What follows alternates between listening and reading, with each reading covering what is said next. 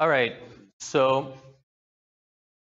cloud computing is clearly experiencing pretty sustained and rapid growth over the last number of years, and certainly projected to do so for the coming future. I think it's important for us to distinguish several cloud computing models, and I'll actually talk about a couple of these today and give you guys a little bit of a flavor of what it's like to operate cancer genomics or run cancer genomics analyses in two types of clouds. So we typically talk about sort of infrastructure as a service, platform as a service, and software as a service type of cloud offerings, where for the most part, people tend to use the infrastructure as a service, where basically a cloud operator provides hardware to you and a virtualization layer, and you're responsible for basically creating your own virtual machines, setting up networking, and so on and so forth, putting your own applications on it. In a platform as a service type of offering, the cloud provider actually may provide a set of different services on top of the virtualized hardware, so things like databases or queues and a bunch of different pieces of software that you can use in building your applications. And then in software as a service, you basically get an application that might as well not be running on the cloud for as far as you're concerned.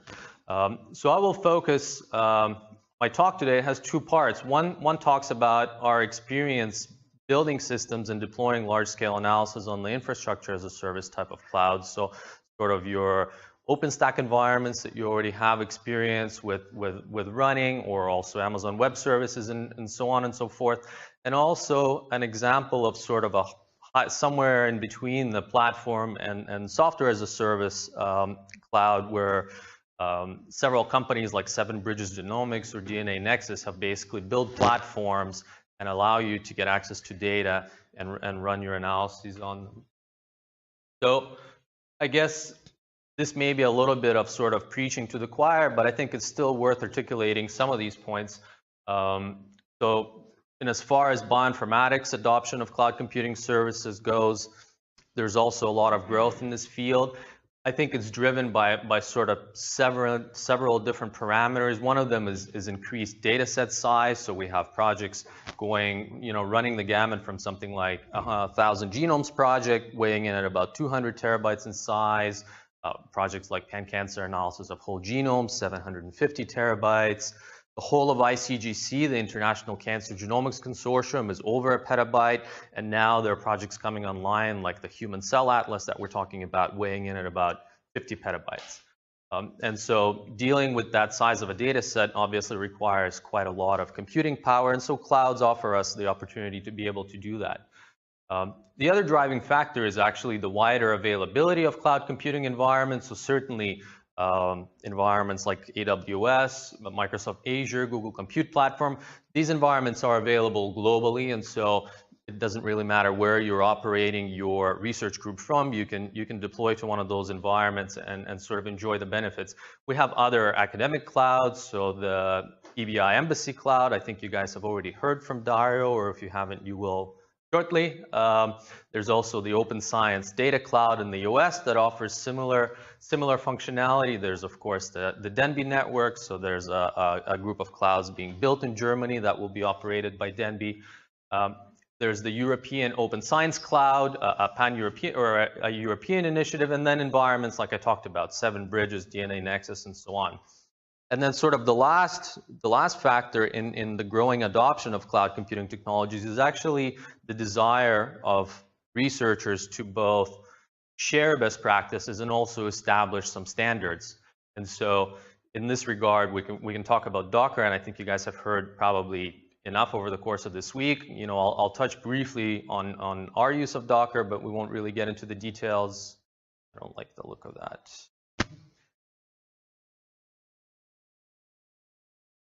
Okay, and then we also have the standards body, the Global Alliance for Genomics and Health. So this is actually an international group that has come together to try to sort of build up the next set of bioinformatics standards and genomic standards that already have built into them this assumption that we're not necessarily open, we're not necessarily operating in an institution local environment, but we're operating on the cloud computing environment, and we're building large-scale systems.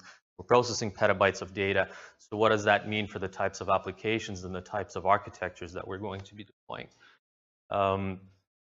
So what is actually driving some of the increases around the data set size? Well, first of all, we're trying to integrate different data sets. So while a lot of the studies before we talked about only doing DNA sequencing or RNA-seq or proteomics and so on, there's more and more studies that are basically integrating and using now multi-dimensional data set to look sort of at the same problem, whether it be cancer or other disease and so on.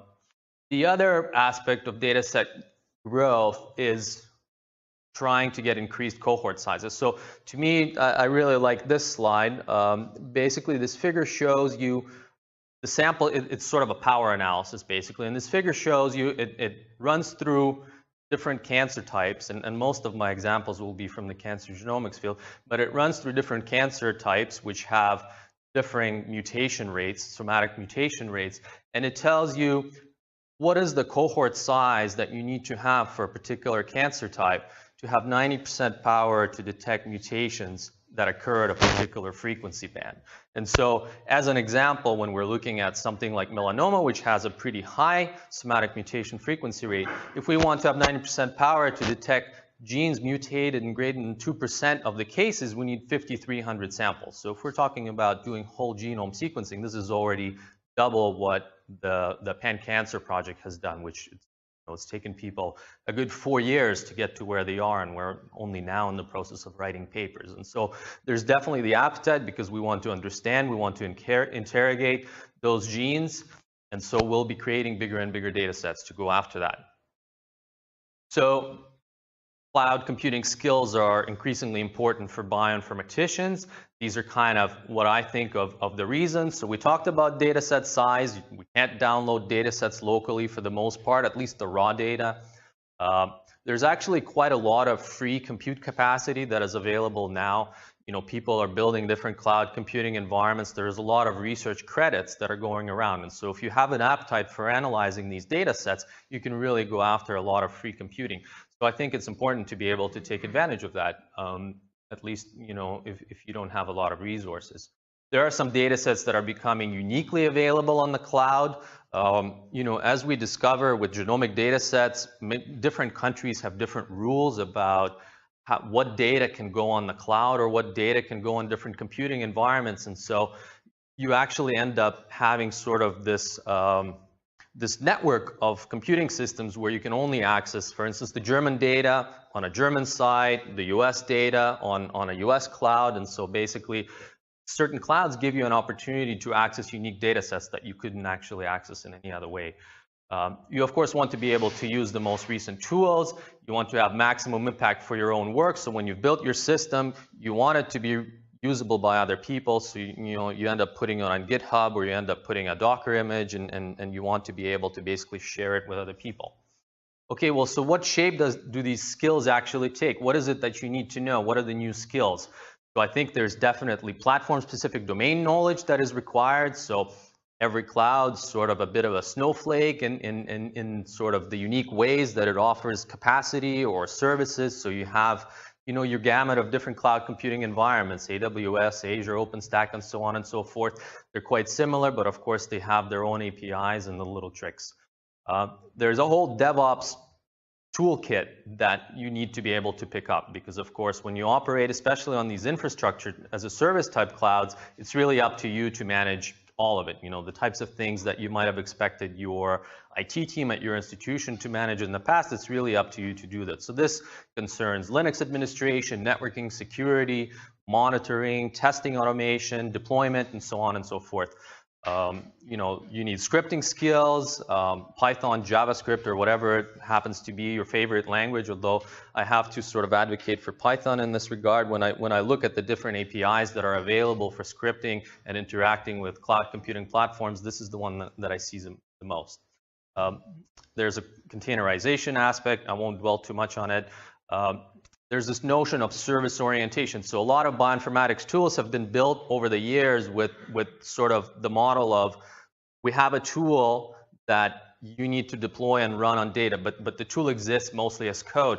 the concept of service orientation really talks about the fact that your tool is actually a service that provides something to a client. And so in this model, when you build something, you're not just building code that somebody needs to download and understand how to run, you're actually providing a service to a client. And so this has wide-ranging impacts on both the architecture of the tools and also the types of things that you pay attention to and think are important when you build your next bioinformatics tool.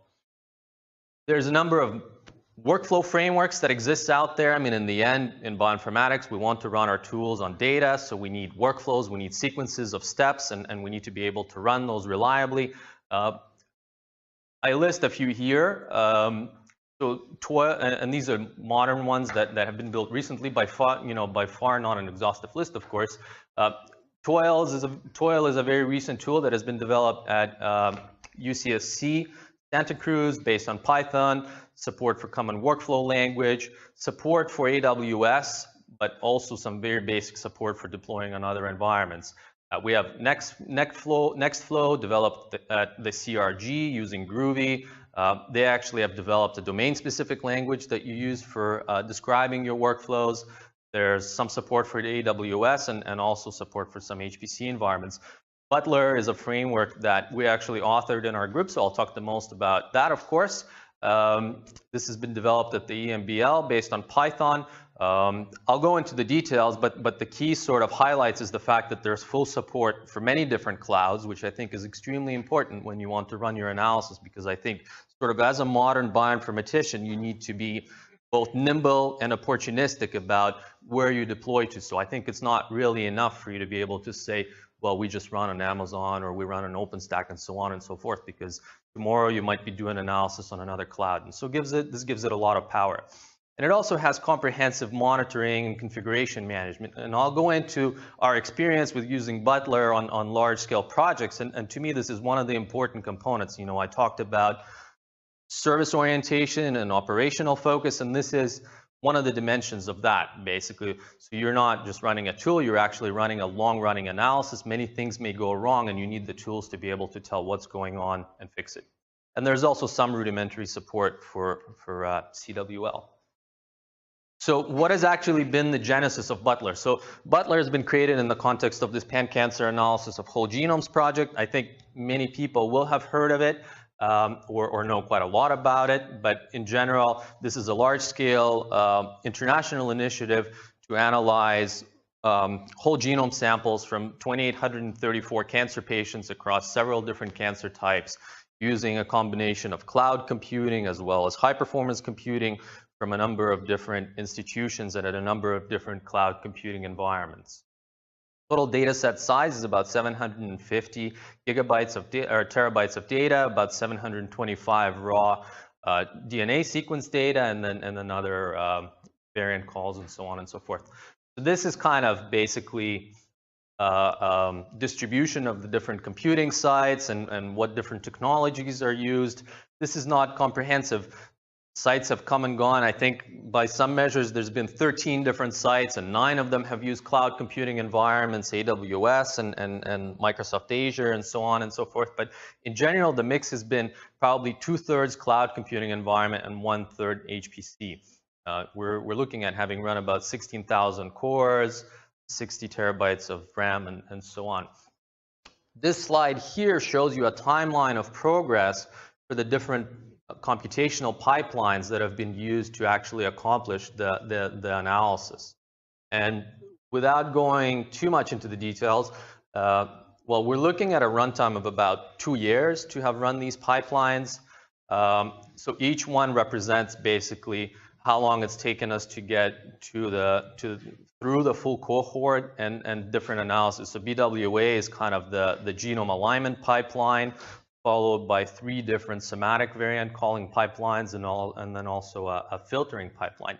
The key thing to take away from the slide is if you look at sort of the general trajectory of progress, you see that, well, just about everybody tends to make pretty swift progress through the first half of the data set, and then goes on for the next year to get to 100%. And so this is a general trend that we have seen. So to me, you know, there good reasons for every squiggly on this chart, but I think the main story is the fact that these lines represent the happy path, and everything that happens after is, well, what crashed or data problems, et cetera, et cetera. And so our ability to deal with that last sort of 50% of the data is really what determines whether your project is going to take 6 months or 2 years. So that's, I think, an important sort of opportunity for us to go after. Go for it. Yeah, so well, sometimes samples were taken away because there was data issues discovered, and so they come offline, and then those issues are, so rather than sort of just brushing over that, we actually plot it. But yeah, that's things.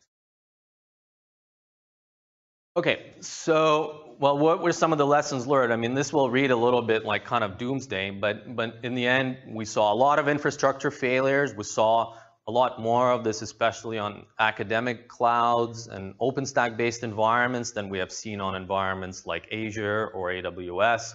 Disks failed, there's network events that bring everything down with them, and so on. We see a lot of failures of bioinformatics tools. Of course, you guys all know these are fairly experimental tools, so, well, issues happen.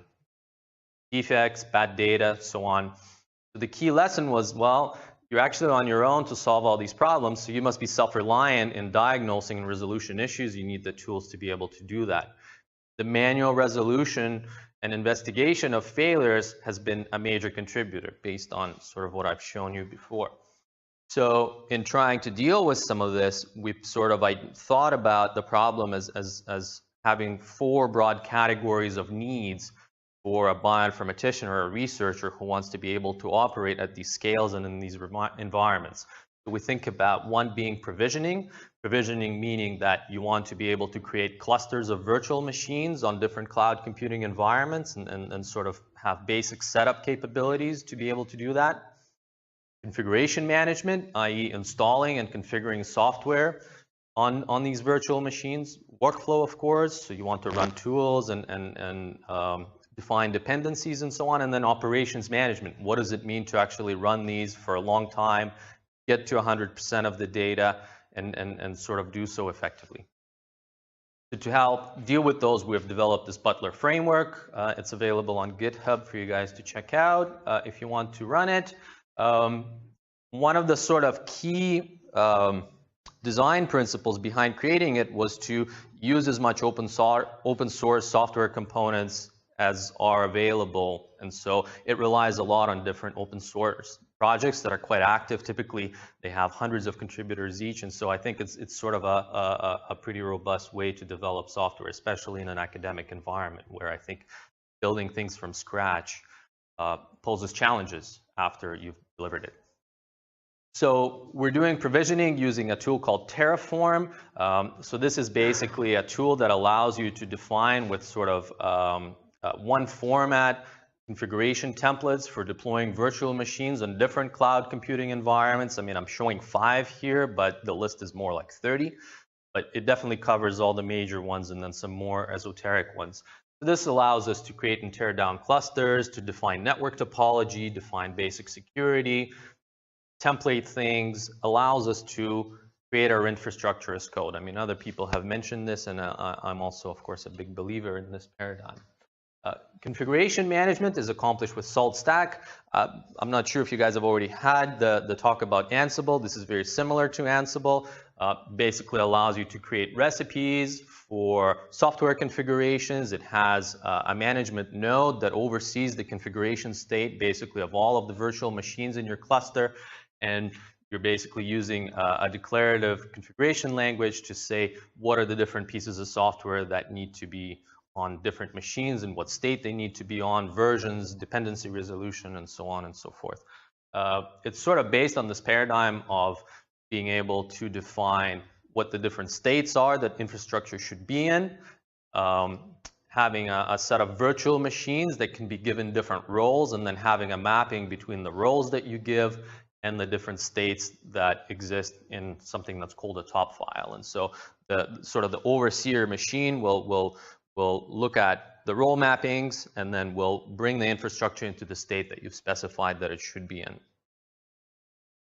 We use a component called Apache Airflow. So this is an Apache incubation project, but this is a framework that has been developed at Airbnb and used in quite some large-scale projects. So this is a distributed workflow system. It lets you create workflows as directed as cyclic graphs. Each workflow is a Python program, so you basically get kind of the full capabilities of Python to be able to define the types of things that you can do, which I think is very powerful. So it can be both simple, you basically just define dependencies between tasks, but you can also use any of the Python libraries and so on.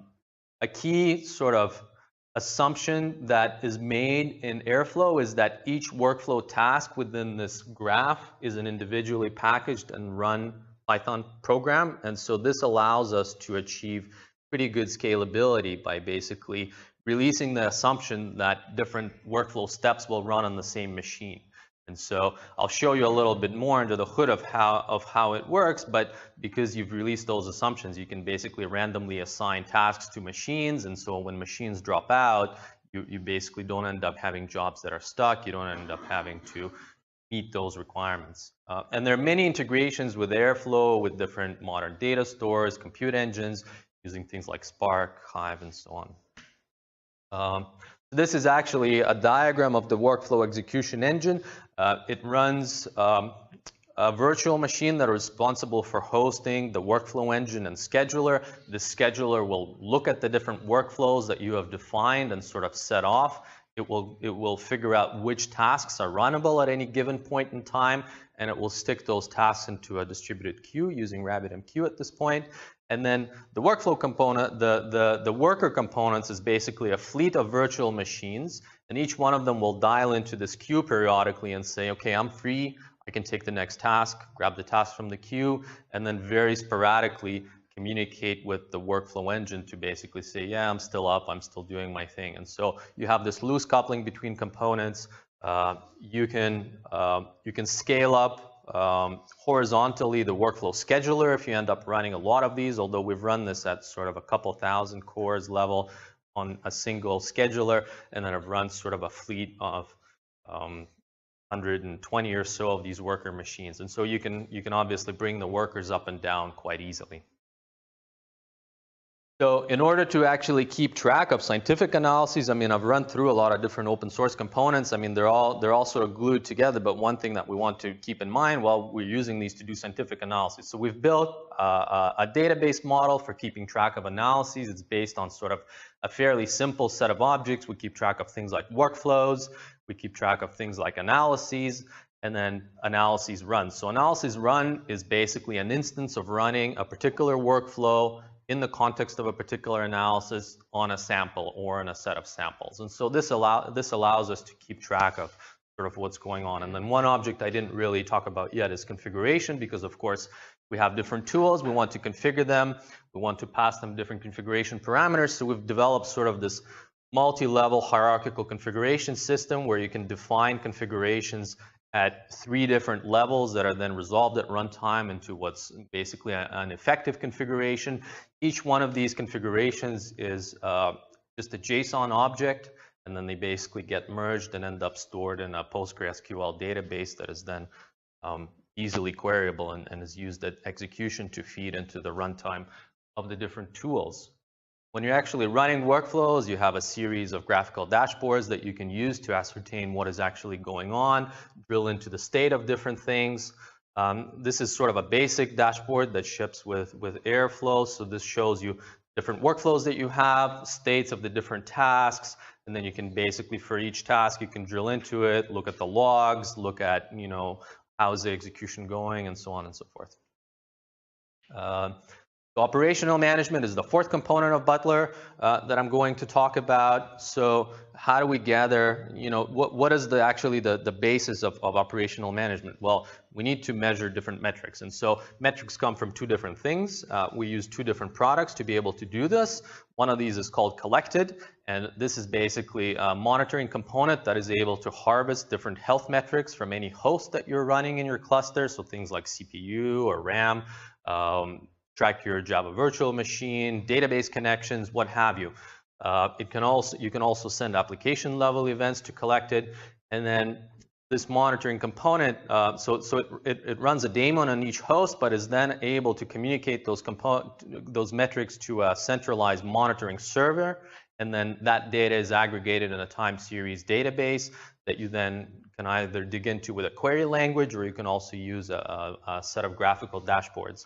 We also use a component called Logstash that is used for aggregating logs from different machines. So I mean, literally terabytes of logs are being generated and never seen. And of course, there's a wealth of information hiding in that. And so this gives another dimension to the monitoring components. So that is also running on each host and is then aggregated into an Elasticsearch index, and it has its own set of monitoring and querying capabilities. So this way, for however large your infrastructure is, you basically have sort of this multi-dimensional visibility into what is going on, and it kind of tends to look like this. So you have these dashboards. So this shows you a typical, and this is kind of a blended load metric that basically tries to tell you what is the overall level of load in your compute cluster.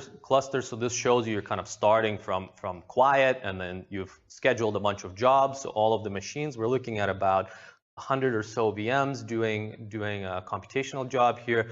They all sort of are fully loaded, and then as they start running out of data, you kind of see the tapered off. In the middle, you see the same monitoring dashboard showing basically an event. So, you can see wide spikes in load. So this will tell you, as you're running an analysis, you can check these dashboards, and it can tell you when things are going wrong. I mean, this will not necessarily result in the failure of the machines that you're running, but it can actually result in sort of garbage data being generated and so on. And so this gives you the signals.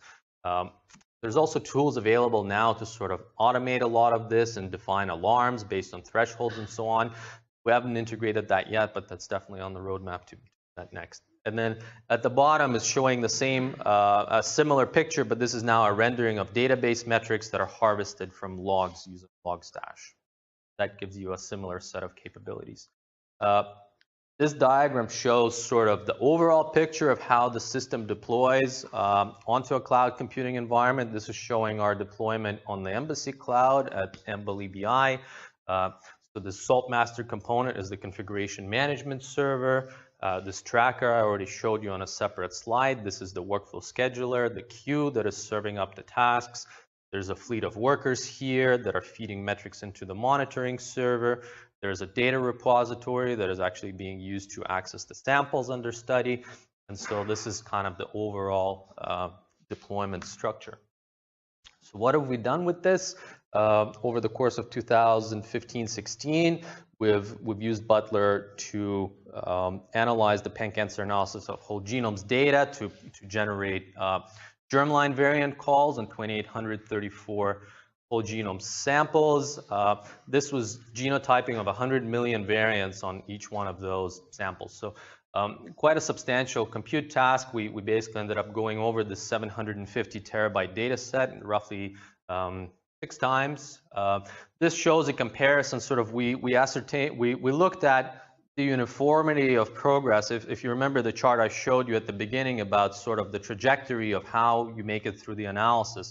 So this is sort of a different rendition of the same chart, where basically sort of ideally uniform progress through a data set basically falls on this line, and this shows you the analyses that I showed you a few slides back. So we see that they deviate quite significantly, and this is sort of a similar rendition that shows the analysis that we accomplished with Butler. And so nothing is going to be perfect, but of course they're much more uniform and closer to sort of the ideal trajectory. We've built a series of workflows that are now available for everybody to use. So there's something that does genome alignment, and this is a Docker and CWL-based genome alignment pipeline.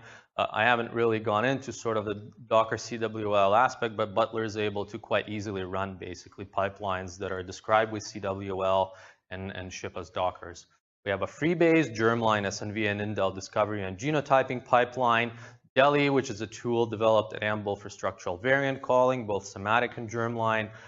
There's the Sanger Cancer Genomics project. This is a somatic variant calling pipeline that is using some tools developed at the Sanger Institute. And then some basically sort of data munging like BCF tools, VCF filter, and so on, well as the workflow for executing our scripts. So what are we doing with Butler this year? There's some new and exciting projects that are underway. So now that the pan-cancer analysis project is kind of winding down, there's now a number of both offshoot projects and kind of next generation projects where, again, you want a larger cohort size. So one of the projects that we're using Butler on now is this pan-prostate cancer analysis project. We're looking at 1,200 high coverage whole genome samples from only prostate cancer patients and basically want to do uniform analysis. We'll be deploying Butler on this de.NBI-based network of clouds that is being developed within Germany. Butler has also been selected to be one of the science demonstrators for this European Open Science Cloud pilot, and so we're excited to be running Butler there in tandem, both on the EBI Embassy cloud as well as a number of other clouds. And so basically trying to operate multiple cloud computing environments together.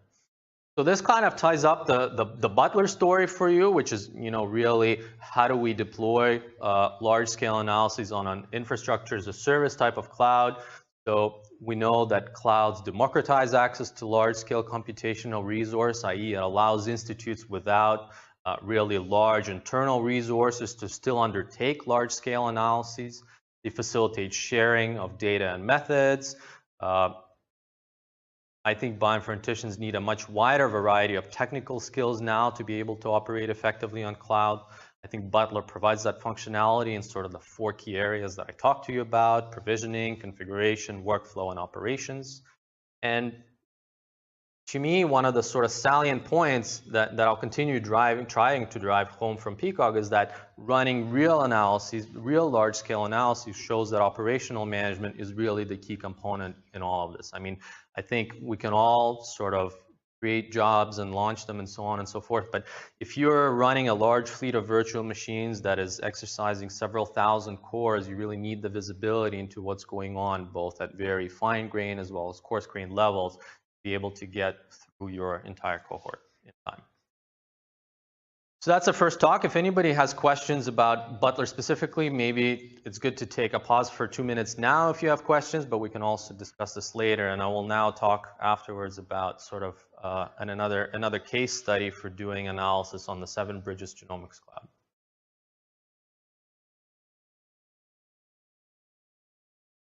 Go for it.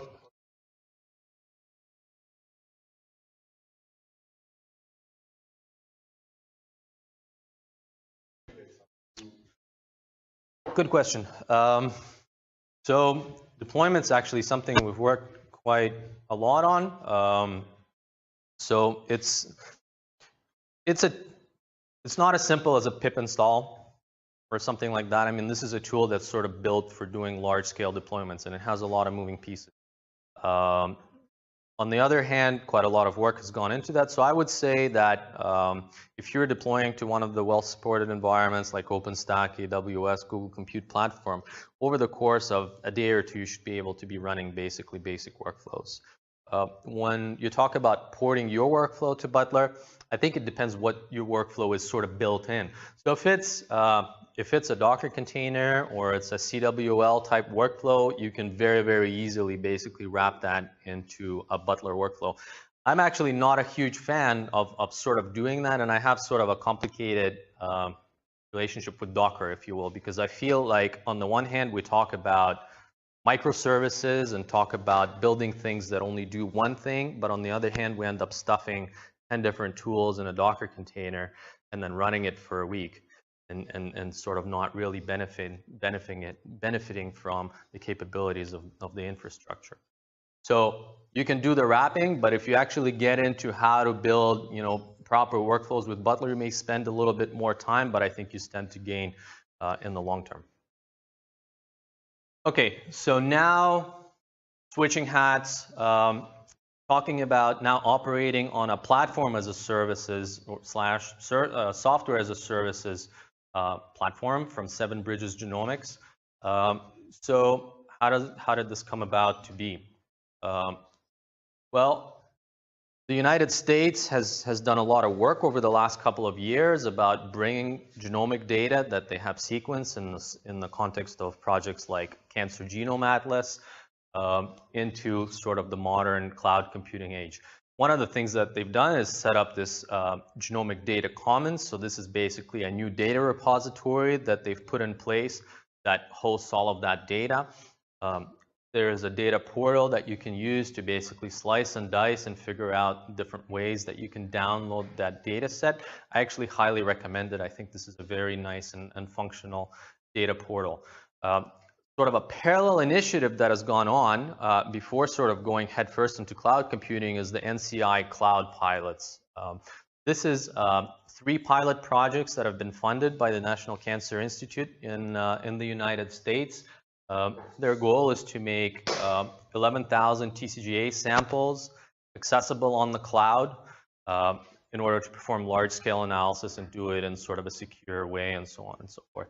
So these have been the awards for these pilots, which have been running for a couple of years now, have gone to Seven Bridges, which has built a system based on Amazon, to the Broad Institute, which is using Google Compute Platform, and Institute for Systems Biology that is also using Google. All of these environments have now gone online, and so they basically, each one of them offers you a platform as a service, a software as a service rendition of the TCGA data. And so these were launched in 2006 and have been renewed for additional funding. So they will stick around for some time. So we have chosen to use the Seven Bridges Genomics Cloud. This is not really an endorsement necessarily of this platform, but I talked earlier about sort of this opportunistic taking advantage of free compute or data sets to go after analyses that would otherwise be difficult for you to do. So what are the goals of our study? Well, we perform analysis of pan-cancer data, and we identified a list of genes that were interesting to us, where we found loss of function mutations that increase cancer risk, in genes like BRCA1, BRCA2, GCKR, and so on and so forth. We're now seeking a validation cohort. Well, what we'd like to do is use 13,000 whole exome sequences that are available from TCGA, which is a data set size of 60 terabytes, to be our validation cohort. So what will we do? We'll use the Seven Bridges Genomics Cancer Cloud, deploy a Docker-based germline genotyping pipeline to examine a list of these genes and basically look at whether we're able to validate our findings in the main cohort. How will we do this? Okay, well, first and foremost, this can take months sometimes. Get approval for TCGA data. If you don't have this and you want to do TCGA analysis, I suggest you start early because this can really take some time. You need to apply for NCA Cloud Pilot credits or plug in your credit card, build a Docker image of the pipeline, upload it to the platform. You want to select the data of interest. You want to be able to configure your analysis. And then we'll be using the Seven Bridges Python API to programmatically schedule jobs, download VCF files, and profit, or actually carry on your laptop, sort of doing your downstream analysis. Okay, so getting TCGA data approval, again, I won't get into the details of this. There's links, and I think are these presentations circulated after? So if you guys need it, that will be available for you. In the end, the Seven Bridges platform uses an ERA Commons account that is actually given to you as part of getting TCGA approval and then can be used in different environments. So if you have an ERA Commons and you have TCGA approval, you're good to go. NCI Cloud Pilot credits. So actually applying for the credits is quite easy. You can basically request with one of these platforms. They'll give you $300. Start off, pretty much no questions asked. You can fill out additional forms and sort of a project proposal. You can get another $1,500. So depending on sort of what you want to do and what size of the data set is that you want to interrogate, this can get you a fair bit of the way through your analysis. Seven Bridges or none of these environments earn profits on the Cloud Pilot. I mean, Seven Bridges is a for-profit organization, but this particular Cloud Pilot is not a for-profit effort. So basically all the money that you spend goes to finance AWS infrastructure that you're running your jobs on. So sort of back of the napkin calculation will tell me that using this T2X large instance with 8 cores, $300 will fund 750 hours of compute. So it's not negligible. And then you get billed on an hourly basis, even if you Okay, so building a Docker image of your pipeline. Promise to not get into the details of this. There's many guides out there. In general, the very simple process is to pull some base image from Docker Hub, run a container, install the software that you want, commit that image to create a new version, and then push it out to the platform. Now your tool is a Docker image running on Seven Bridges. The next thing you want to do is actually pull in the data. So you create a project. They have a data browser that lets you basically explore the different data sets that they have. The two data sets that they have is Cancer Genome Atlas and Cancer Cell Line Encyclopedia. The way to pull down the data that you need, there's basically different parameters that you can specify for each one of these different data descriptions. This actually shows sort of the full hierarchy of the objects that they support and kind of the number of different objects that they have of each kind. So you end up building a query that basically specifies the data set of interest for you. So for us, this is kind of the basic selection criteria. So we want files that are BAM, using whole exome sequencing, using a particular reference genome. I must tell you, TCGA has about 15 different references that they've used over the runtime of the project, so it can be a little bit of a nightmare to keep this straight, but these are all using basically GRCH37, and then we're interested in normal samples, so we're doing this in the context of a germline mutation analysis, so we're only pulling in the normal. And so this gives us 11,083 objects, which are all BAM files, and so you can basically get a list. And so you can use copy files to project, which creates some sort of logical connection between that data set and your project, and you can then select those files for additional analysis. Okay, so we want to build a workflow that actually accomplishes this. So you have a graphical interface that allows you to do this. The general flow is as follows. We want to run Freebase. Freebase is the germline genotyper that we're using. There's an input that we use, which is a list of genes of interest that we call targets here. There's a reference genome that you need to supply. There's an input BAM file. All of these feed into this Freebase app that I will tell you the details about a little bit later. So we do this on 13,000 samples. Of course, we don't want to come out with 13,000 VCL files in the end. We actually want to merge all of those into one. We use another application that is doing that for us. So all of the files need to come together to one machine for merging, and then that gives us an output at the end. There's ways to configure workflows and so on. So here, and this will be a little bit telling about the type of experience that you get on this platform and many similar platforms. There'll be a little link somewhere in the corner that you can click that will bring out a magic panel that you can type in magic commands into that will control in very powerful ways how your analysis goes and how much money you'll spend. So in this case, for instance, controlling the number of parallel instances that you will deploy on AWS is hiding behind such a link. I would never know if I wasn't told by someone. It's in the docs, but the docs will be, 1,000 pages that you need to read. So I think this is kind of, for now, the reality of how some of these, how these platforms operate. Nevertheless, you want to know about that specific thing because otherwise you may deploy 1,000 AWS instances and get charged by the hour. Okay, so each workflow is composed of apps. So each step in the workflow that I showed you before is an app. There's two of those steps, the genotyping and then the merging. So in general, the app describes the algorithm that you want to be running. So this is the basic screen that you get. There's different configurations for things like inputs and outputs. You get a link to the Docker image that you've uploaded, and you have control over things like what is the actual command that you're going to be running, and so on and so forth.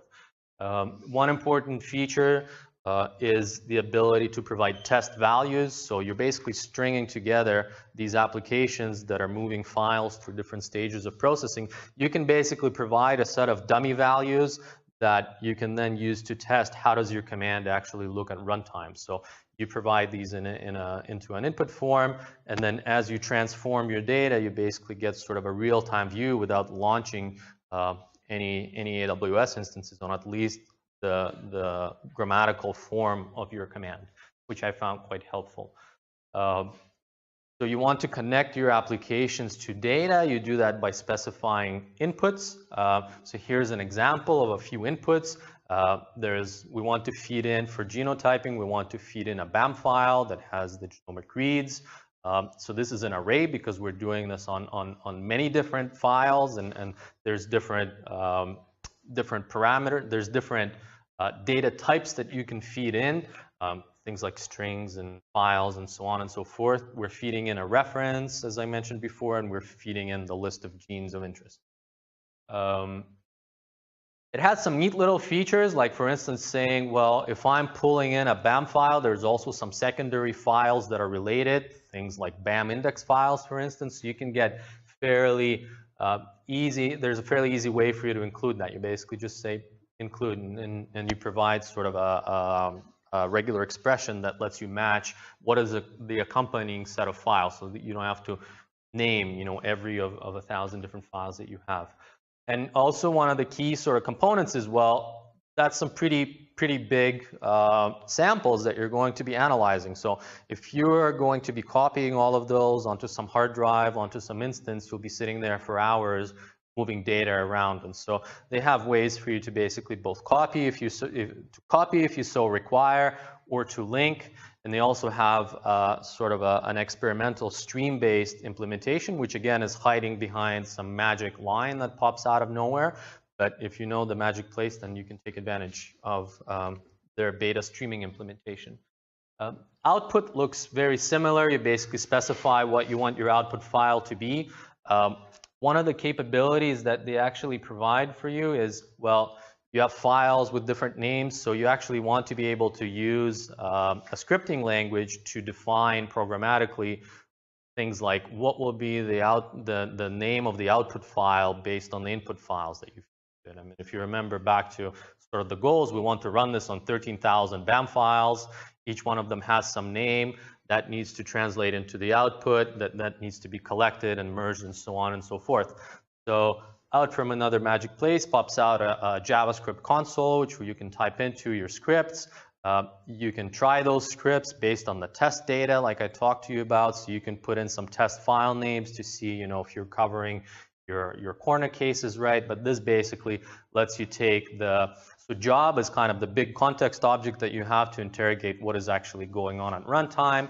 You can then resolve that to the inputs that you fed in, the BAM file. So this is the name of one of the inputs that I showed you before, and then do some text munging to basically spit out the first part of the name, and then you can attach something like out VCF to it to name your output file. So the next thing, if you remember, after we actually do the genotyping, we want to do merging. So how does merging work? I mean, if you'd imagine we had multiple instances running, each one of them processed a BAM file. We now need to assemble 13,000 VCF files onto one host and then do the merging.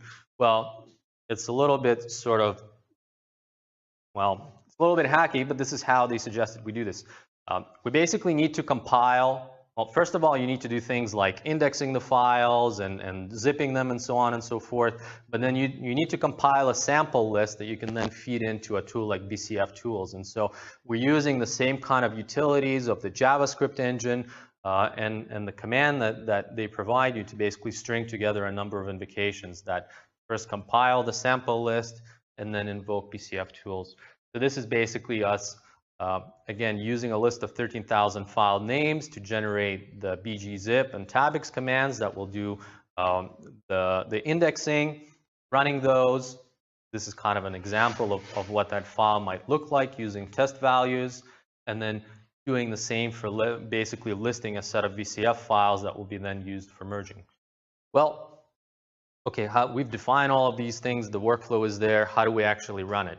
So it turns out that using a graphical user interface to manipulate 13,000 files doesn't always work really well, which both I discovered and they discovered when I discovered it. So the best way to do this really is using the API. So this is where, you know, your Python skills come to the fore. So they have a pretty nice Python API that you can use to do this programmatically and basically bypass most of the graphical user interface, which I think the more you run real analysis, the more you tend to start relying on as much as possible to do your actual coding. So I'll walk you very, very quickly in the interest of time through sort of how that comes together. So we basically import their API module, initialize an object that we use to interact with it. We want to be able to, here on lines 2 through 14, we want to be able to find the actual project in the context of which we're doing this work. There are some parameters that we're going to be supplying to this at runtime, like what is the actual list of references. So we want to build a set of input files. If you remember, I selected from all of the data a subset that I brought into my project. Now I need to create actual tasks that will do the work based on sort of further selection criteria. So I do this by building a query here. So this api.files.query call, interrogating the metadata for those files. So I'm supplying things like what the reference genome is, what the data format is, and so on and so forth. And so this allows me to basically build a Python dictionary that has a list of all the different samples that I want to analyze. Using all of those, I'm doing some back of the napkin calculations on, if you remember, you're paying by the hour. You can only do a certain amount of computation on any given host. And so you need to do some calculations about how you actually optimize your resources. So part of the script basically just says, well, this is how many samples I want to do. This is the number of cores that I'm using, so on and so forth. This is kind of an optimal configuration that I can use to make the best usage of the money that I have. And so we're basically calculating how many tasks to stuff in to any given host so that where our job will take us close to an hour, so we can actually take full advantage of the by the hour building. Okay, well, after we've built all this up and we've partitioned the data into these tasks, we can basically run through those and then start creating these task instances, not really kicking them off. I mean, I'm not really a big fan of saying I'm going to have a script that will now launch hundreds of VMs that will go and do stuff for me. I mean, very slight bugs can cause you to lose a lot of money doing that. So what this is really doing is it's creating task instances that you can then go off and run yourself, which I think is sort of the preferable and safe way. So once you've done that, you get a list like that. You can go on, you can kick these off. This is basically sort of the details of what one task looks like. So one task pulls in about 1900 BAM files onto a single host, does the genotyping, and basically spits those out. Okay, kick it off. Once you kick it off, you get some monitoring capabilities where you can see. So each one of these is an individual job that is being run on your hosts. You can basically kind of see how they're faring, how they're assigned to different hosts, and so on and so forth. And then this is a view of the actual fleet that you have. So I'm running this on 10 instances. It took 15 minutes to run. If I want to dig into what's actually going on those hosts, I can click on something like view logs. This gives me an output per each host of what is actually going on at runtime. Of course, this is more useful when things fail and you're trying to diagnose. Well, if everything runs fine, then you get rewarded with a nice green completed status. You get the price that you actually pay, and you can download the output file. For this analysis that went over 60 terabytes of data, the full analysis cost was $100, and this is including all of the failed runs and all of sort of our process of actually having developed these pipelines and so on and so forth. So one actual run through the data set ended up costing something like $40 in the end, like the last successful run that produced the output that we used. So I think it can be used to do real analyses. I mean, if you do this on whole genomes, you can't get very far with $300, but on whole exomes, you can do quite substantial. And then once you have your outputs, well, this is the time that you don't actually need cloud computing anymore. You have a VCF file, fits on your laptop, download it, and basically go nuts. So we can start, going off and characterizing the different mutations that we find. We can start looking at what are the loss of function mutations and the sort of different mutation impacts using something like variant effect predictor, and sort of go on with our life post this cloud deployment. Okay, so that's the overall story. So what were the key lessons learned? Okay, well, unlike infrastructure as a service where things are relatively the same between different cloud providers with some different formats, well, each platform and software as a service is very, very different. And so each one has its own learning curve. So if you decide to go on and do real analysis on those, it's real investment that you have to make and that you won't be able to carry anywhere else. So that's like a real cost, basically. Support for Docker CWL allows the easy ingestion of your custom pipeline. So this is something that worked really well in this context. Basically, within like an hour, we're able to take our pipeline, integrate it into some Docker containers, ship it off, and it's basically running on there. The user interface can be quite sluggish and buggy when dealing with large number of files, and operating on these large data sets sort of often breaks these pilot platforms. So they're typically built, you know, with also pilot use cases in mind, and when what you want to do is run your analysis on the whole of TCGA, start discovering a few icebergs. So I think you should build into that into your plan for when you do.